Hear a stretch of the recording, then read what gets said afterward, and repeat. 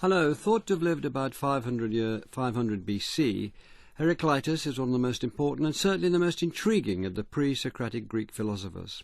He is well known in antiquity for cryptic utterances such as, "You can never step into the same river twice," which earned him a reputation for obscurity. Another of his celebrated epigrams is, "If you don't expect the unexpected, you won't find it out, since it's not to be found out and pathless." Heraclitus was known as the weeping philosopher, supposedly because of his melancholic view of life. His philosophy is enigmatic, succinct, surprising and profound. With me to discuss Heraclitus are Angie Hobbs, Associate Professor of Philosophy and Senior Fellow in the Public Understanding of Philosophy at the University of Warwick, Peter Adamson, Professor of Ancient and Medieval Philosophy at King's College London, and James Warren, Senior Lecturer in Classics and a Fellow of Corpus Christi College, the University of Cambridge. Angie Hobbs, what do we actually know about Heraclitus? Well, he was born about 535 and lived to about 475 BC in Ephesus, so a Greek settlement on the coast of Asia Minor. And though it was a Greek settlement, it was by this time part of the Persian Empire, though not happy about that. And in the 490s BC, Ephesus was at the forefront of a rebellion against Persia, so fairly turbulent times. He was born into an aristocratic family. As you said, he had a reputation for being dark or obscure and riddling and rather misanthropic. According to the legends, he didn't have much time for his fellow Ephesians and after a while went off to live in the hills and eat herbs. However, what he did do was lay a copy of his book on nature in the famous Temple of Artemis, one of the seven wonders of the ancient world at Ephesus, and it quickly gained a cult following. So though he didn't have much time, allegedly, for humanity, he did have a lot of cult followers who called themselves the Heracliteans. These are the very, very early days. It's one thing that's fascinating about philosophy. Was there an academy that he went to? Was he on his own? Were there people he associated? Do we know anything about his life as a philosopher? Well, we know that he's part of the first wave of, they would have perhaps seen themselves as natural scientists on the coast of Asia Minor, who are sort of starting to ask big questions about the cosmos and what its basic constituents are and its origin and what the place of humanity is within it. So before Heraclitus, we have people like Thales, there's Anaximenes from Miletus, just along on the coast. They didn't form a school as such. There's no particular, record of any connections between them, but they are part of this flowering, and I think it's no accident that this part of the coast is in the hub of a lot of trade routes. So ideas are flowing between Greece and Egypt and the Babylonian civilizations and back again, and I think that's significant in why they started to ask these questions at about this time. I'm going to press my extremely mundane question with some embarrassment. I'm not even looking at you, Andrew, while I'm saying this, but I'd really like to know, you mentioned he was aristocratic background, let's say he was well enough off. He just decided to be a philosopher and studied philosophy, and that was what he did off his own bat. There wasn't any structure for it. There wasn't any... Was there a group of them? I'm quite interested to know what they did. Well, I mean, later in the programme, I'm sure Peter and James will be able to help me. I mean, no, as far as I'm aware, according to the anecdotes, he was pretty much on his own. He wasn't a very clubbable kind of a guy, though he probably did go to the marketplace occasionally in Ephesus and sort of read bits of his book out, and he would have to capture the attention of the passing shoppers, and that might be part of the reason for his very vivid style. No, he is unique. Peter Adamson, we're told that Heraclitus wrote a book called On Nature. We're then told that title was given way after his death, but that's still more or less referred to as that, these 100 or so aphorisms. Before we talk about that book, this was a time, as I read, of a surge of literacy. Can you just give us that background? Yeah, that's right. So if we think about the sort of earliest texts to come to us from early antiquity, we think of Homer and Hesiod, for example. And people often talk about the fact that this was presented in oral form. In other words, it would have been recited. And in fact, there were people who went around reciting Homer. And in the few centuries during which philosophy is emerging in ancient Greece, and of course ancient Greece here means Greek civilization over the Mediterranean, not just Greece, because as Angie has just mentioned, actually Heraclitus is from Ionia, which is in modern-day Turkey, not Greece. So across this culture, you have a move from orality to literacy, as we sometimes say. And it's interesting to notice that Heraclitus actually refers to several contemporaries as well as to Hesiod and Homer. So, for example, he refers to Xenophanes, a slightly earlier pre-Socratic philosopher, and he refers to Pythagoras. But as Angie pointed out, he put his book in this famous temple, so he would have expected enough people to turn up and want to read it. Yeah, I guess so. So that title, as you mentioned, is something we might be a little bit dubious about. The title On Nature is one that was supposedly used by a lot of these pre-Socratic philosophers. I think we shouldn't be misled by that title. I mean, even if Heraclitus did use it, the word physis, nature, there, doesn't necessarily mean nature in a narrow sense. It might mean sort of everything that there is. And in fact, we're also told by a later source that this work was split into 3 sections on the cosmos or the universe, on politics, and on theology. But the fragments that we have don't necessarily fit very neatly into those 3 departments. In fact, a lot of them are about philosophical methodology and so on. Can you tell us what remains of Heraclitus? What are we going to be talking about? What's the basis of this following conversation? Right, so that's an excellent question to ask about all the pre-Socratics, because we do not have their complete works. What we have is what's usually called fragments, and sometimes testimonia, in other words, reports of what they said.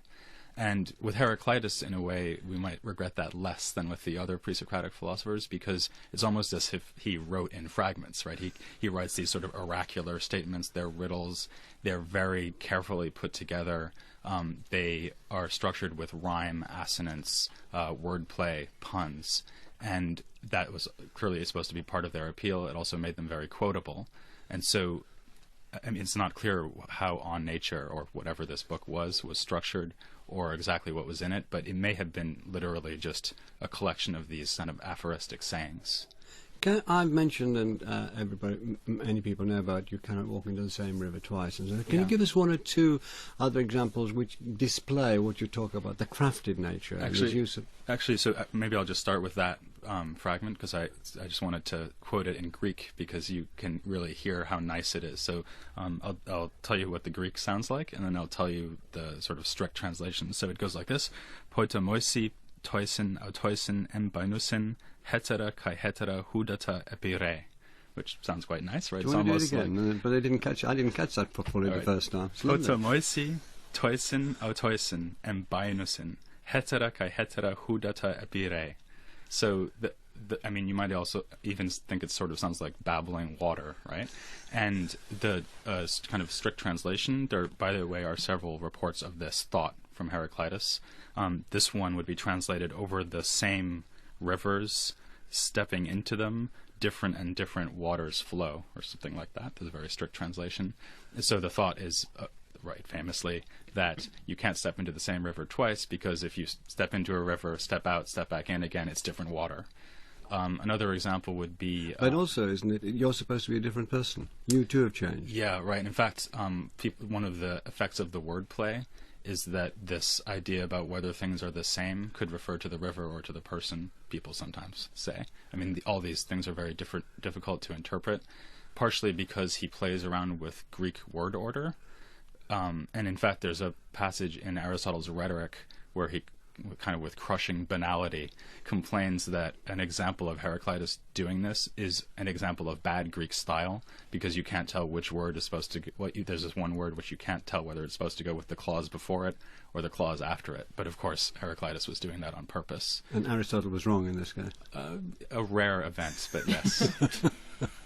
Can you give us the example of the bow and the arrow? And that's an example of his way he talked about tensions in everything, in particles and in the whole of life. Yeah, there's actually 2 fragments about the bow, which is maybe telling, because it may be that we're supposed to read fragments in light of each other. So one of them says, and again, you have to go to the Greek for this, the word bios means life in Greek, and the word bios, with the stress on the second syllable, means bow, as in bow and arrow. And so what he says, it's a kind of pun and almost a joke. He says, the bow, its name is life, its work is death. So you get this idea that we'll come across later, that opposite things are coinciding in the same object. And there's another... And also with the bow and arrow, he says the two things are happening. You're pushing it forward and you're pulling it back at the same time. You're pulling the string back and you're pushing the bow forward. Exactly. So that's the other fragment. Yeah. The other fragment is that the bow turns back on itself. He also mentions a Greek lyre, which has the same shape. So the idea is that it pulls in both directions at the same time. And in fact, if you think about it, it kind of consists in the fact that it's being pulled in two directions at the same time. James Warren, Heraclitus has been called a monist, and can you tell us what that means and what his interpretation of that was? So, to be a monist just means, in this context, that you think there's just one thing. And so there are different kinds of monisms.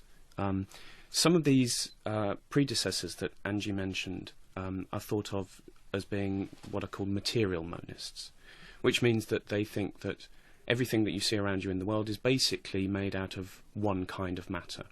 So Thales, for example, may have thought that everything was made out of water. Some people think Heraclitus is very similar because he might have thought that everything was basically constructed out of fire. It's certainly the case that he says things like, listening not to me but to my account is one of his fragments. He says, it's wise to agree that all things are one. Now, whether that means that things are materially constituted out of one and the same element, or that there's some other sorts of unifying nature to all things, is something that we might want to talk about. But he's certainly a monist of the sort, that he sees an underlying unity to the diversity and change that he sees around us in the world. Why don't you talk about it? Okay. Well, I think the fragments point, as they often do, in different directions. So one fragment says that the cosmos is an ever-living fire, kindled in measures and going out in measures. And this sounds like a good evidence for him saying, well, everything's basically made out of fire. It can be transformed into different things. So another fragment says fire turns first into sea, and then half of sea turns into earth, and half of earth, and then into storm or something. It's a very difficult word to translate. So he sees, I think, a series of cyclical transformations between the basic constituents in the world. Fire turns into water, water turns into earth, and so on. Is there any sense that he thinks of fire as the initial starter of the world, as the beginning of the world? The world began in fire. Is there a fragment that suggests that? That's less clear, in fact. There's some suggestion that he thinks that every so often the world might return to being completely consumed by fire, that it will just be fire. But he certainly thinks of fire as perhaps the most important of the elements, perhaps because it has this clear dynamism and it's to do with his notions of constant change. Is he talking in fire in terms of flames leaping up, or is he talking of fire in terms of the sun and heat as well? Well, I would think he would take the sun and heat to be examples of something more basic and more fundamental. So I think he would think the fire in your fireplace is just as much a bit of fire as the fire of the sun too. There seems to be a dispute about the ordering of these fragments, but people are fairly confident about the introduction. Yes. Can you tell us about that introduction? Well, we're confident about the introduction for two reasons. One, Aristotle tells us it was the first part of the work, and also it just seems like an introduction.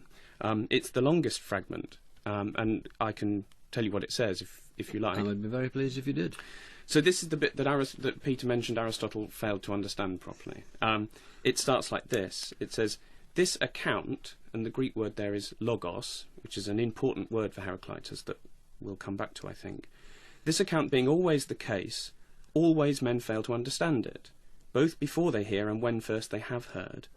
For although all things come to be according to this account, the men seem to be without experience of it even when they try out all the words and deeds of the kind I set out when I distinguish each thing according to its nature and say how it is.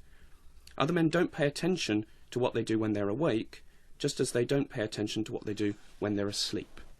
So he's telling them they're not going to understand what he's going to write about. Whatever you're going to read, this is a real come-on introduction, isn't it? It's not. What follows, you are not going to understand. Absolutely. Yes. So it's a sort of alienating introduction, you might think. It has a certain charm, though, doesn't it? Well, it's not unusual for these philosophers to be somewhat condescending to common opinion. That's relatively common. That they will tell you that most people have no idea what the world's really like. Angie Hobbs, could you take that up and then move to one of his central ideas, which is the idea of flux? But would you like to take up what James has said about this introduction? Well, yes, I mean, I think he's also selecting an audience. We might think that if people write books for absolutely everybody, but I think he's writing in a style which he hopes is going to appeal to the kind of people that he feels will be best equipped to hear this.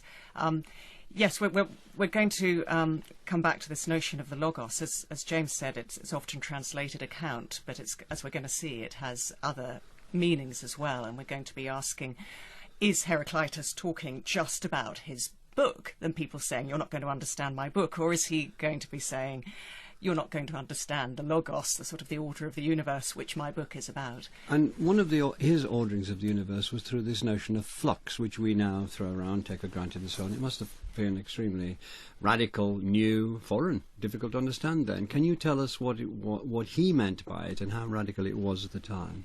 Yes, well, we've got the doctrine of everything flows, pantarei, and the notion that everything in the world flows like a river, and he compares the universe to a river. So what we have, the notion here is that either everything is changing all the time, or that everything is changing intermittently, or everything is at least subject to change. And there is, as you might imagine, dispute about exactly how to interpret it. What is absolutely clear is that it raises really intriguing questions about the notion of identity. Because on the one hand, you've got things like the river and fire, and an example he uses of a particular kind of barley drink, which you have to keep stirring so it doesn't separate. Barley, wheat and wine. Exactly. So cheese and wine. Barley, exactly. Cheese and wine. Exactly. So these are things that have to keep moving in order to retain their identity. So on the one hand, we have identities being created through flux, because if the river wasn't flowing, it wouldn't be a river, it would be an immensely long lake. The fire has to fluctuate. And in that respect, fire is a wonderful sort of metaphor for his notion of flux. It's perfect. The barley drink, you have to keep stirring it. However, on the other hand, you get problems, because at what point does something, call it X, change to such a degree that it's no longer X anymore? So at what point does flux not just create identity, but actually start to destroy identity? And then you can go further, and one of Heraclitus's disciples, Cratylus, did go further and say, well, actually, take flux to an extreme degree, and you don't just destroy identity, you can't form identities in the first place. So according to Aristotle, this disciple Cratylus said, well, Heraclitus was wrong to say you can't step into the same river twice. You can't even step into it once. You can't even name a river. And Heraclitus is one of my heroes. Apparently he gave up speaking, and would just Angie, raise... one of your heroes gave up speaking. I know, a great ruse with students. He just wouldn't answer questions. He would just raise a finger because he thought words had no meaning and you couldn't name anything because there was no fixed identity.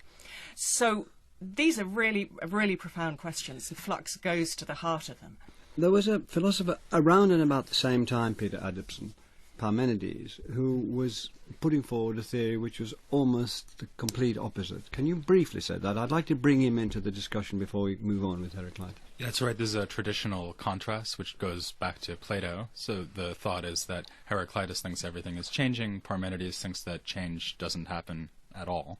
So James was talking about monism earlier, and Parmenides is the ultimate monist. He thinks that there's being, and that being is unchanging, eternal, and that it's impossible to talk about non-being, because if you talk about non-being, you contradict yourself. So that you can't even say that one thing is different from another thing, because that would imply talking about non-being.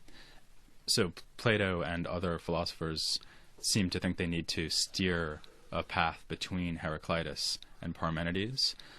To be honest, I think this is a little bit of a distortion, not of Parmenides, but of Heraclitus, because it reduces, I think, what is a more general idea in Heraclitus, namely the unity of opposites, to just this idea about flux. And if you only have the idea of flux, if you only have the idea of things having different properties at different times, then you'll be led into this kind of Cratylus thought that Angie was just talking about. Does this link up with his Heraclitus ideas of relativism? Yes. So can you give us an example of what he meant by relativism? He actually gives us a whole range of cases where opposites or contraries are unified in the same thing, and flux is one example, right? So he says the same people go from being asleep to being awake. The same things go from being dead to alive, maybe because things die and fertilize other things. But he also talks about relativism. For example, that we value gold. Donkeys don't value gold, but they value trash, which we don't value because they like to eat it. Another famous example is that he says seawater is simultaneously the purest and most polluted of things because it's poisonous to us but healthy for fish. The idea seems to be that from two different points of view, the same object has two different features, but it doesn't have to be only in terms of change or flux or this relativism idea. There's also more kind of intrinsic unity of opposites. We already talked about the bow. Another good example is a fragment which just says the road up and down, one and the same. And ancient authors took that to be a reference to the cosmology that James was describing earlier, that the elements change into one another in a cycle. And although that might be right, I think it's also worth thinking about the possibility that he just meant, look, think about a road. The road up is the road down, right? And it's the fact that it's going up means that it's also going down if you go in the other direction. People would say that's obvious. Where's he getting to by saying that? What he's getting to is the idea that in general there's a principle that explains the existence and in fact the perseverance of everything, namely that things survive by being in tension in some way. And so he picks convenient examples like the barley drink, right? So the barley drink, what he says is the barley drink stands still when it moves. That's what the fragment is. The point, and it's sort of like a salad vinaigrette, for example. So if you don't keep stirring it, it will separate and it will lose its identity, right? So the idea that identity is compromised by change, which is the inference that Cratylus draws, and also the accusation that Plato throws against Heraclitus in a dialogue called the Theaetetus. I think Heraclitus would say back to that, no, identity is secured through the unity of opposites. So think of the bow, think of the barley drink. Can you take up this notion of the unity of opposites, James Warren, and develop it, please? Well, we've got two kinds of opposition, I think. You've got some of the examples that Peter was just giving you were suggesting there's some things display opposite properties at one and the same time. So at one and the same time, seawater is both unhealthy for humans to drink, but wonderfully healthy for sea fish to live in. At other times you have oppositions like that of the river or other fragments where things display opposed properties at different times. And these are both supposed, I think, to give us the notion that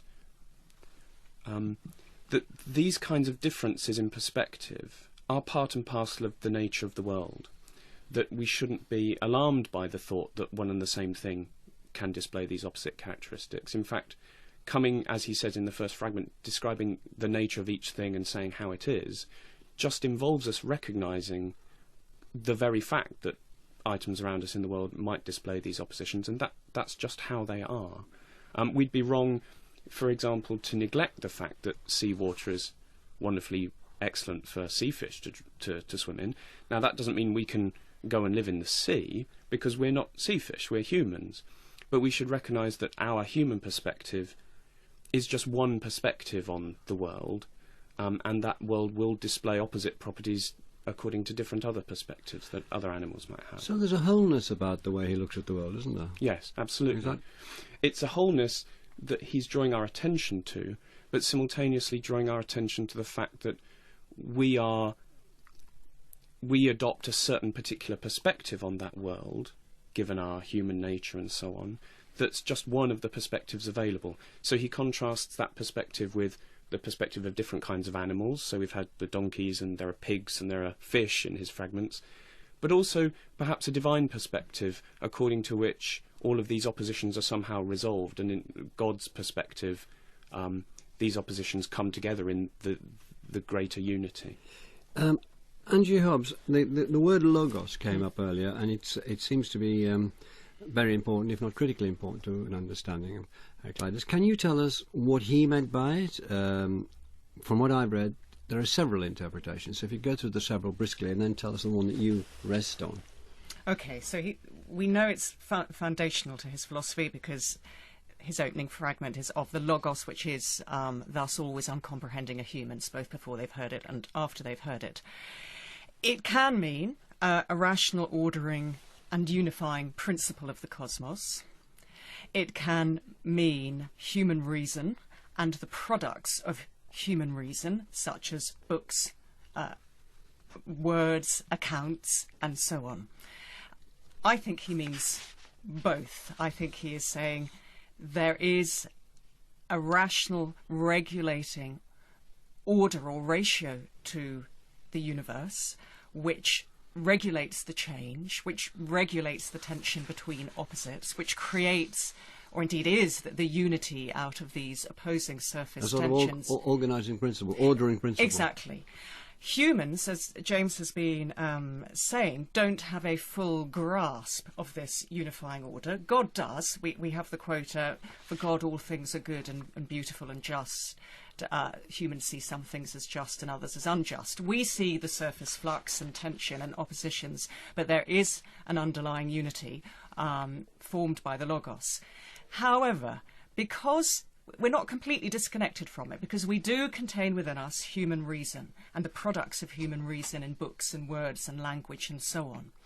So through perfecting our powers of reason, we can get a bit closer to the cosmic Logos. We are, in a sense, a microcosm of the macrocosm, and this is an idea we're going to see the Stoics and indeed early Christian writers taking up. So there is a connection between what humans say and write, Logos in that sense, and the cosmic order. Peter Adamson, Angie's mentioned religion. What kind of religious beliefs, if any, did Heraclitus hold? Well, he certainly has some religious beliefs, if by that we mean believing in God. There are several fragments about God, as Angie's just mentioned. What sort of God did he believe in? Well, I think he's in some ways reacting negatively to traditional Greek ideas about the gods, such as you would find in Homer and Hesiod. And here he's picking up something we already find in an earlier philosopher named Xenophanes, who had complained that in Homer, for example, we find the gods committing adultery and getting into fights. And Xenophanes said that that can't be right, because if there were more than one gods, they'd share the same nature, and in fact they'd just be one. And I think Heraclitus would certainly have agreed with that. So what powers did he think that his god had? Well, it's a little bit hard to say. I think this god personally involved with people? Did he promise eternal life, the sort of things that later Christianity promised? I think it's more like a cosmic ordering principle. Right. So he says, at one point he says, thunderbolt steers all things, which seems to associate God with fire, something the Stoics will pick up on. But I think usually when he talks about God, he's contrasting the divine point of view to the human point of view, and it's this point that Angie was just making, which is that God sees all of these opposites as unified, whereas we don't, right? We see it only from one perspective. We do see it from one perspective, but there is room for improvement. I think this is one of the things that Heraclitus is trying to do through his work. He's not just saying, yes, you're humans, you have mortal limitations, you're never going to get the whole picture. I think he's also saying, but you can make progress towards it. And one of the ways you can do that is through recognising the connection between your human reason and capacity for language and the divine ordering Logos. And the more you work on your reason and your linguistic capacities, perhaps through studying my paradoxes in depth, the closer you can get to God. And maybe one of the reasons he's choosing to write in paradox is because he is forcing us to think for ourselves and improve our own rational powers. Before we move across to James Warner, I'd like to in a moment, can you tell us that there seems to be a clear connection between something that Heraclitus writes and the Gospel of St. John 6 centuries later? Yes. Can you just tell us that, and then we'll move on? Yeah, well, in the beginning was the Logos, and the Logos was with God, and the Logos was God. Yes, that's Heraclitus. That's the beginning of St. John's Gospel. I know, yeah, but is that also Heraclitus? No, but of course we have seen that Logos is absolutely foundational to his view of the... But did he write anything like that? He didn't, but via the Stoic philosophers, this notion that the logos is this ordering, regulating, unifying principle, and that humans have a sort of spark of it within themselves, a sort of scintilla of the divine rational fire, if you like. That idea via the Stoics feeds into early Christian writers. You've got people like Clement of Alexandria, who's often trying to see Heraclitus as anticipating various aspects of the Gospels. Now, there's one very beautiful aphorism of Heraclitus which intrigues me, and it puts me in mind of St. Mark's Gospel, though I haven't read about it. It's eternity is a child at play playing draughts, the kingdom is a child's. Now that, I immediately thought of St. Mark's Gospel when I read that, this sort of notion that you need this open, fresh, childlike attitude to get closer to God. So I think it's not surprising that early Christian writers thought they could see some connections. James Warren. Well, I think we need to be a little careful here that not to interpret too heavily Heraclitus in the light of the later sort of Stoic perspective on these things. He certainly does have a view that there's a kind of wisdom that we humans can attain. But I think it'd be rash perhaps to think this is a way of our approximating to a kind of divine perspective on the world. I think the better idea would be that we can come to appreciate the fact that we have a human perspective and appreciating it as such, rather than thinking that we can somehow attain a godlike view of the world. Just saying, can we develop this a bit more?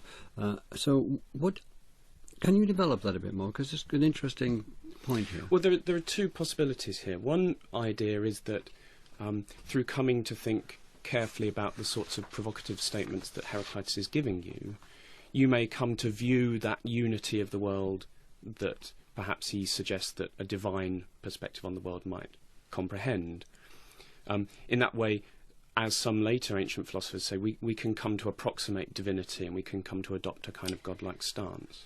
Peter Adamson, he was... I want to move on now because Heraclitus was notoriously critical of others, and he went for the greats. I mean, he lambasted Homer and Hesiod, and his near contemporary Pythagoras was brutally dismissed. What was going on there? Yeah, he actually says Homer should be beaten with a stick and thrown out of the contests, the dramatic contests.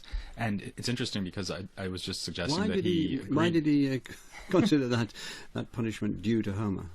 Right. Well, I think he groups in Homer along with Hesiod and some other people we think of as pre-Socratics, like Xenophanes, even though he probably agreed with him about God.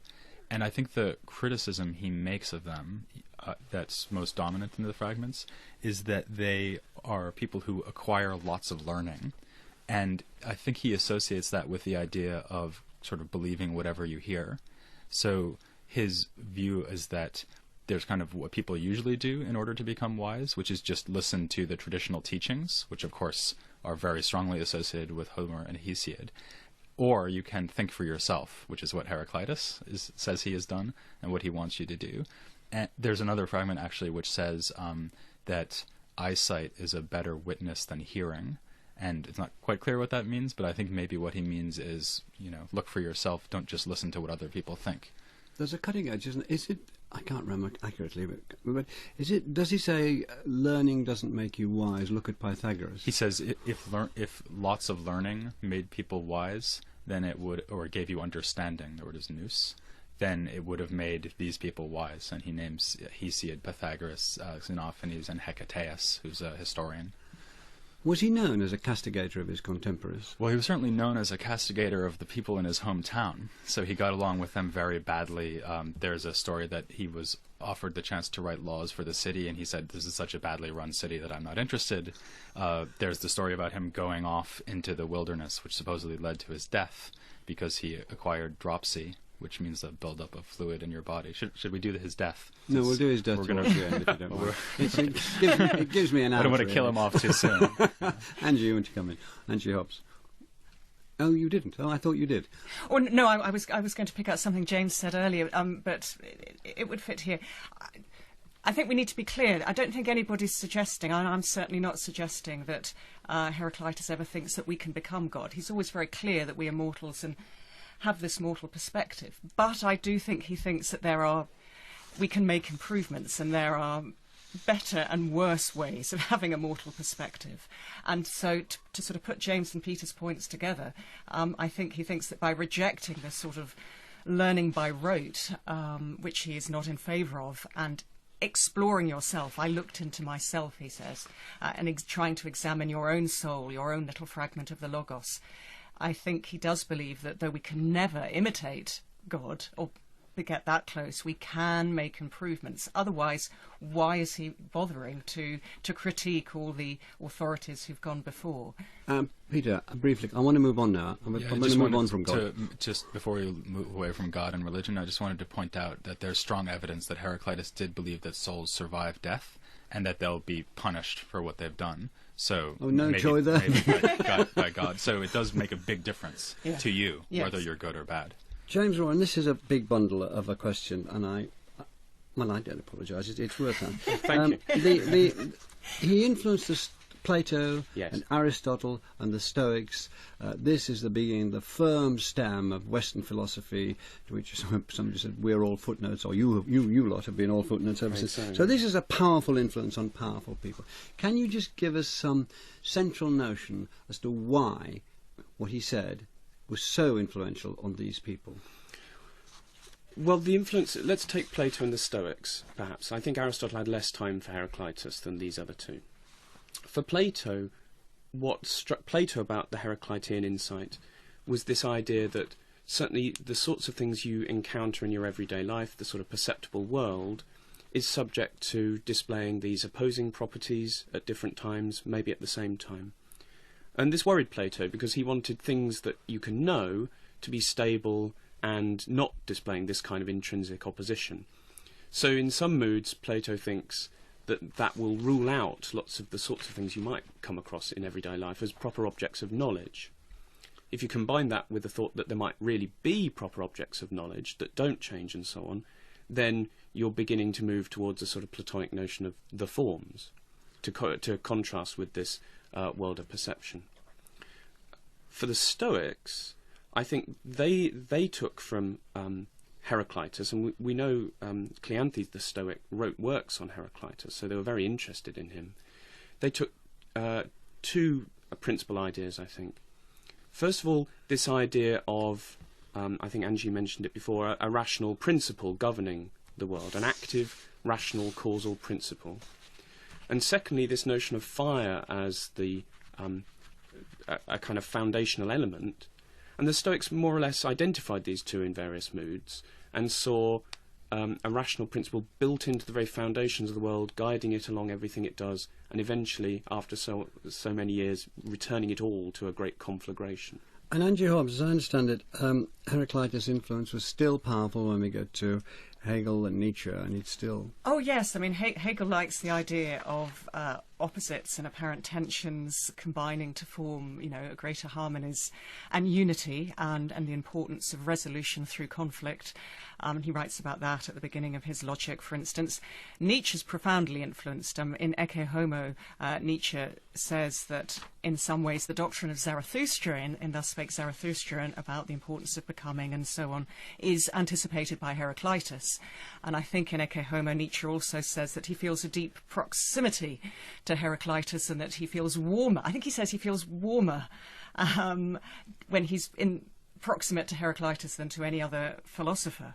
And then for Heidegger again, Heidegger loves the pre-Socratics, as we call them, not as Heidegger will call them, as we'll see in a minute, particularly because for Heidegger, things go wrong in Western philosophy with Plato and Platonic metaphysics. So he wants to go back to a time, particularly the time of Heraclitus, when philosophy is, in Heidegger's view, uncontaminated by Platonic metaphysics. And he believes that Heidegger writes about the experience of being as becoming, and the experience of being as something in history, which is then messed up by Plato. So I think Heidegger would like us to get rid of the whole label pre-Socratic. Socrates is the problem and Plato's the problem. Can we Can we talk about the man, finally, Peter, and the death of Heraclitus? What sort of real evidence do we have for it before you tell us the story? Oh, probably no real evidence, but the story is really good. So we'll end with a little tale. The tale is probably fabricated out of his thoughts and fragments. So he's said that the soul is fiery, right? So my favorite fragment is that the reason people act the way they do when they're drunk is that their souls are wet. So the story is that he acquired dropsy because he was out in the mountains eating herbs, came into the town and said to the doctors in the town in a riddle, "Can you make a drought out of a rainstorm?" And they didn't know what he was talking about, so there's a joke about him being obscure. So he buried himself in the dung in a cow stall in order to evaporate off the water through the heat, and this didn't work, and so he died there in the cow stall. So this is obviously a kind of jokey story, making fun of his philosophical teachings and weaving that into an anecdote about his death. But it's a good anecdote. So. Well, it is. Thank you very much. Thank you, Angie Hobbs, James Warren and Peter Adamson. Next week we'll be talking about the Concordat of Worms in 1122, and thank you very much for listening. If you've enjoyed this BBC podcast, why not try others, such as The Forum, the discussion programme about global ideas. To find out more, visit bbcworldservice.com/forum.